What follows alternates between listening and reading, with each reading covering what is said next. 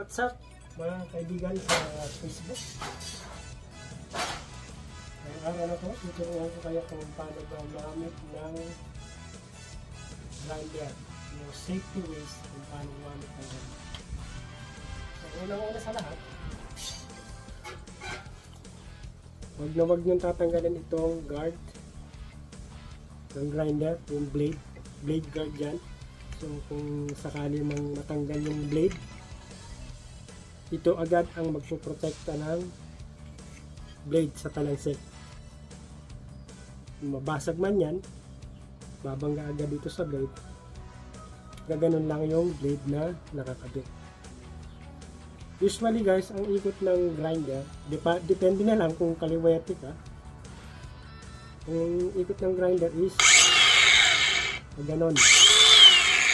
Laging papunta sa'yo ang ikot ng grinder. So ang talsik ng grinder, ng ginagrind mo is papunta sa'yo.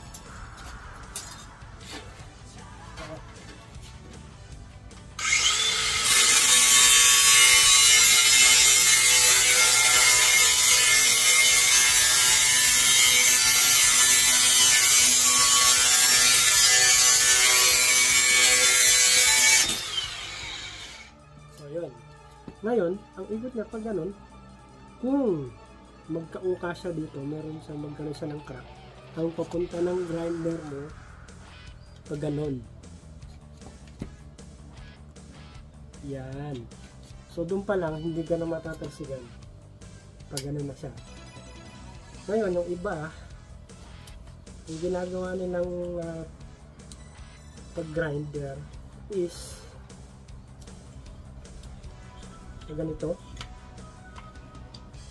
Yan. Siguro dahil ayaw nilang matalagsikan sila ng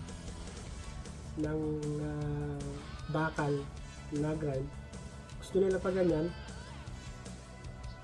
So pag ganito yung ikot ng blade, bali ang talsik ng grinder ngayon pag merong crack na mali ka ng gawa, pag ganito maaaring tumama sa yung grinder.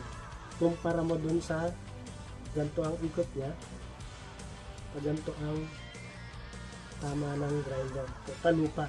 So yung pag ganito pataas, maaaring tumama pa sa'yo dito.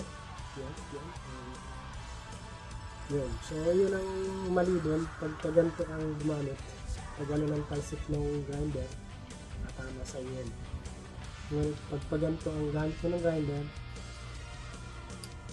pailalim ang talsik ng grinder. So hindi pa lang, hindi ko natatalakan.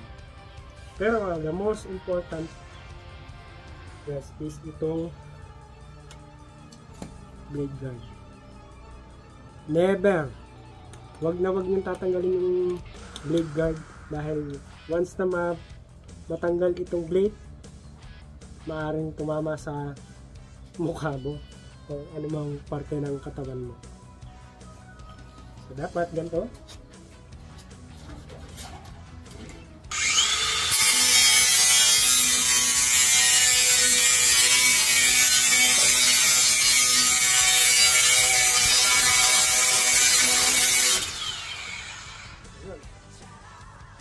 So may natutunan kayo sa aking tutorial kung paano gumamit ng grinder. Sa susunod ulit. Adios.